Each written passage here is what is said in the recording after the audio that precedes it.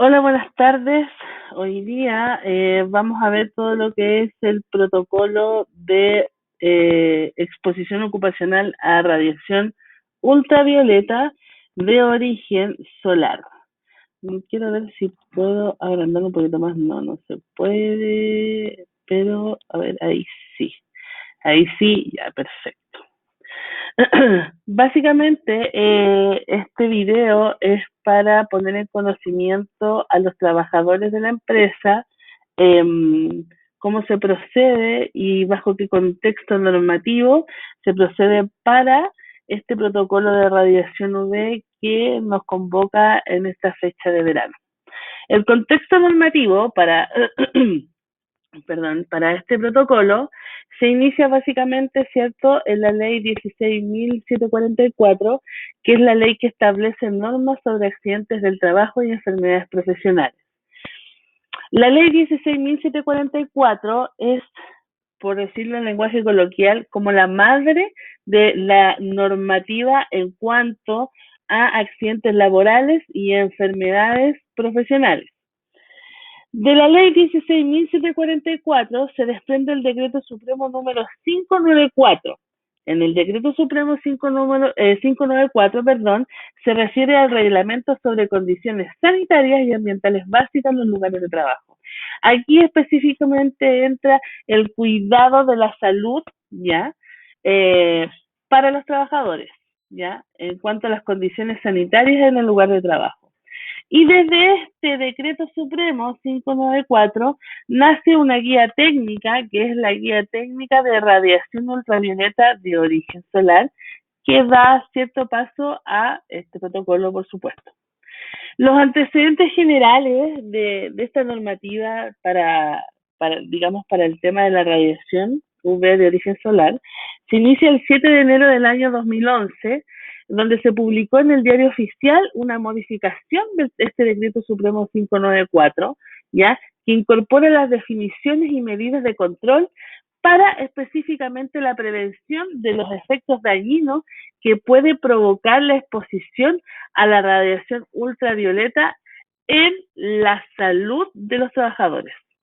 En particular, lo señalado en el Decreto Supremo 594, básicamente en el artículo 109, donde se define como trabajador expuesto a radiación UV de origen solar todo aquel trabajador que, en primer lugar, ejecuta labores sometidos a radiación solar directa en días comprometidos entre el 1 de septiembre y el 31 de marzo, entre las 10 de la mañana y las 5 de la tarde, y también a aquellos que desempeñan funciones habituales bajo radiación UV solar directa con un índice UV igual o superior a 6 en cualquier época del año. Los antecedentes generales de esta guía técnica de radiación ultravioleta de origen solar del Ministerio de Salud, ya, se monta a una modificación del 594, en donde se publica la guía técnica que tiene por objetivo entregar a los empleadores directrices orientadoras tanto para la identificación y evaluación de riesgo de la radiación ultravioleta de origen solar, así como las medidas de controles ingenieriles, administrativas y de elementos de protección personal a implementar por los empleadores, incluyendo el trabajo en conjunto que deben realizar con los administradores del seguro de la ley 16.744. ¿Cuáles son estos administradores del seguro de esta ley? Las mutualidades, ISL, IST, H, Mutual, etcétera.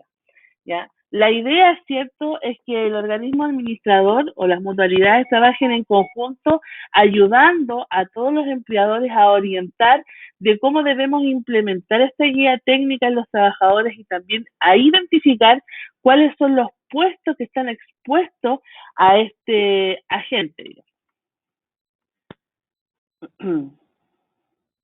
Gestión de riesgo. Desde el punto de vista operativo u operacional, ¿cierto? Reconocida la existencia de este agente, se procede, en primer lugar, a identificar, como les dije antes, el grupo de trabajadores expuestos según la definición que vimos arriba, ¿ya?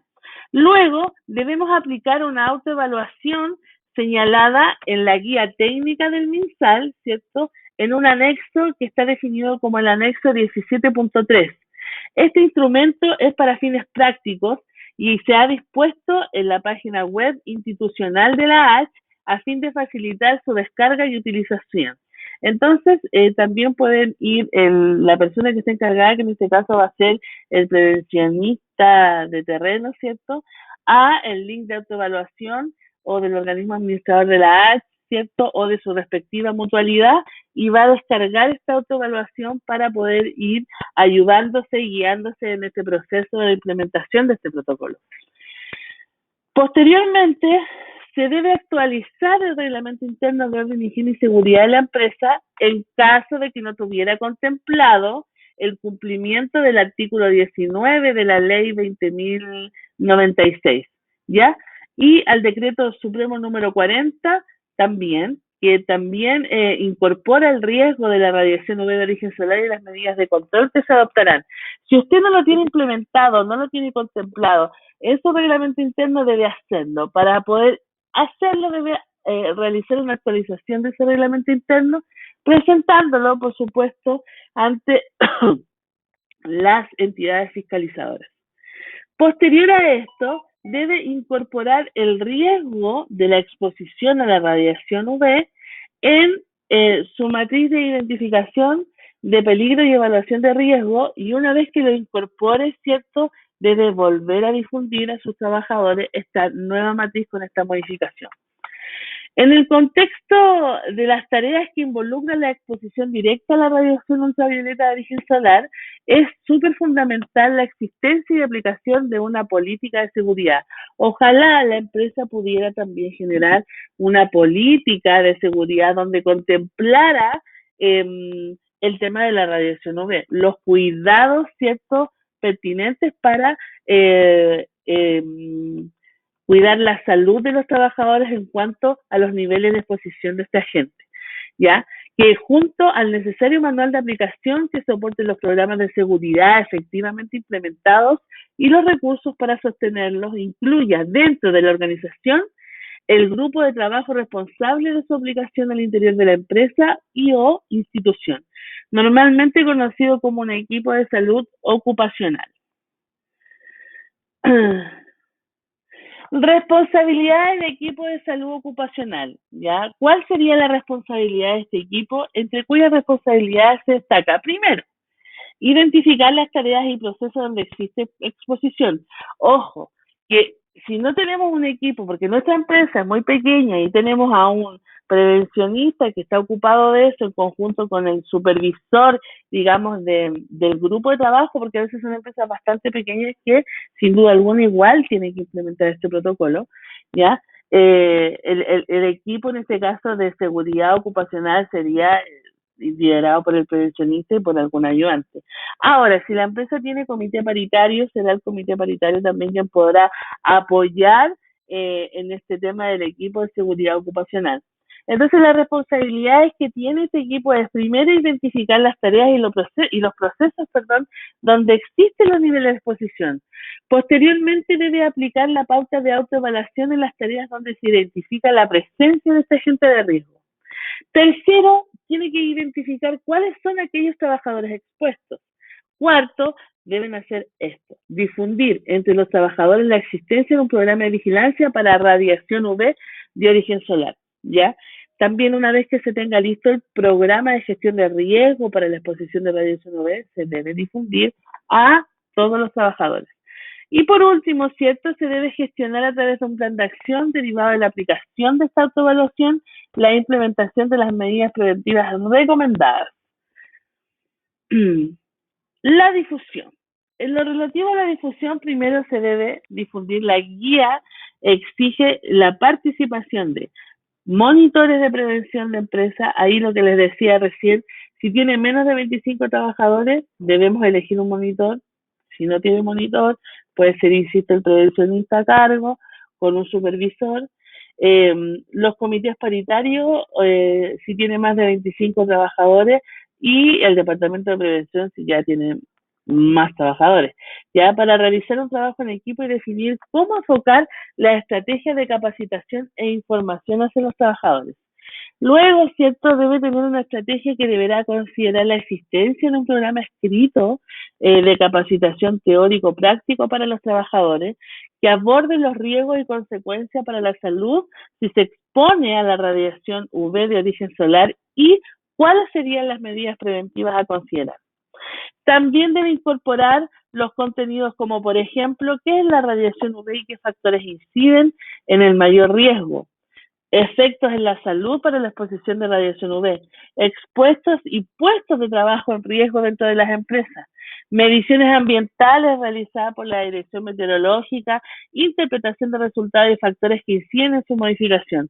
Eh, la página de la Dirección Meteorológica de Chile nos ayuda bastante también a saber día a día cuál es el índice de radiación UV y también con la ayuda, ¿cierto?, de nuestro PGR, que es el Programa de Gestión de Riesgo para la Exposición a Radiación UV, podemos ir complementando, ¿cierto?, y ayudándonos para el tema de tomar las medidas de control e implementar aquellas medidas de control expuestas en ese PGR.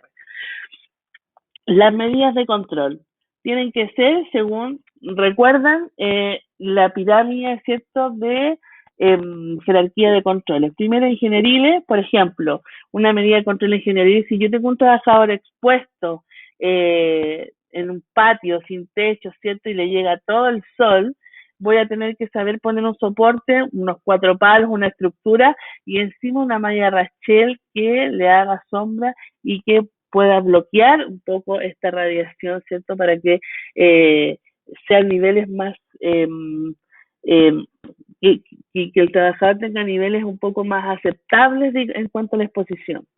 Las administrativas pueden ser las capacitaciones, las charlas, etcétera. Y la protección personal, legionarios, ¿cierto?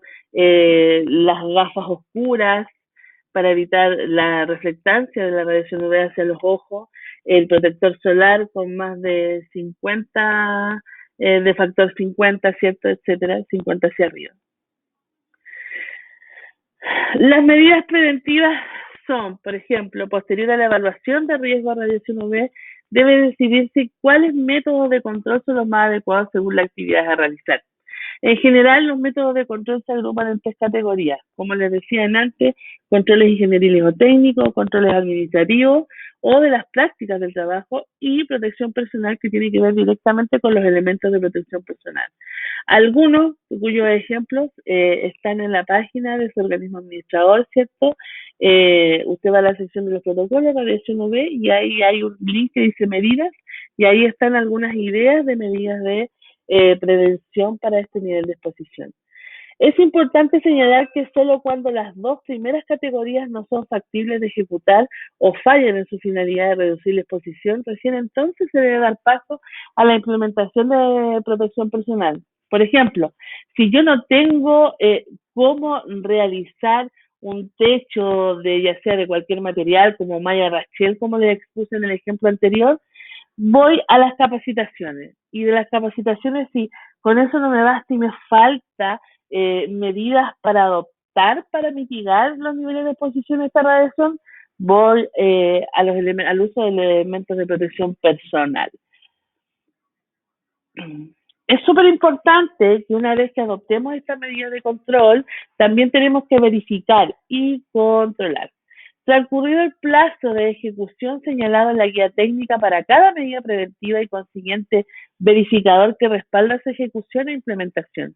El experto de la H o de la mutual o del ISL, según a la mutualidad que esté adherida a la empresa, ¿cierto?, asignado visitará y o se contactará con la empresa para verificar la implementación de las medidas de control asociadas al requisito respectivo. O sea, va a ir a mirar si realmente usted está implementando lo que escribió en el programa de gestión de riesgo y si eso tiene concordancia con con la autoevaluación, ¿cierto? Con la identificación de los puestos de trabajo, de los niveles de exposición, etcétera. Es súper importante que todo lo que se haga en relación al protocolo, bueno, y a todas las medidas preventivas en general, ¿cierto?, tengan trazabilidad, que sea consecuente entre lo que yo identifico, lo que yo quiero controlar, las medidas preventivas, etcétera. El formato planteado en la autoevaluación y posterior verificación y control, además de facilitar la identificación de requisitos y elementos verificadores, permite establecer el maravilloso plan de acción en relación a la adopción de las medidas correctivas necesarias para solucionar las brechas observadas y alcanzar los niveles exigidos por la normativa vigente, posibilitando llevar un registro del progreso, permitiendo realizar una gestión efectiva. Ya si yo puedo controlar y puedo generar este plan de acción con una buena verificación y control, voy a poder, digamos, cubrir las necesidades de seguridad y salud en los trabajadores.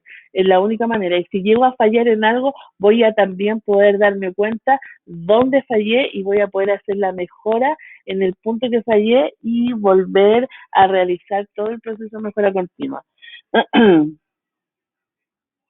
Eso sería todo en cuanto a la difusión de protocolos de eh, radiación UV. De esto se trata, a grosso modo. A continuación va a venir otro video, donde que no soy yo la que lo dicta, pero sí es un video donde explica los riesgos de la exposición a la radiación UV y además cuáles son las medidas preventivas para adoptar, ¿ya? Y mitigar, ¿cierto?, los niveles de exposición. Eso, un abrazo, muchas gracias y que tengan excelentísimo día.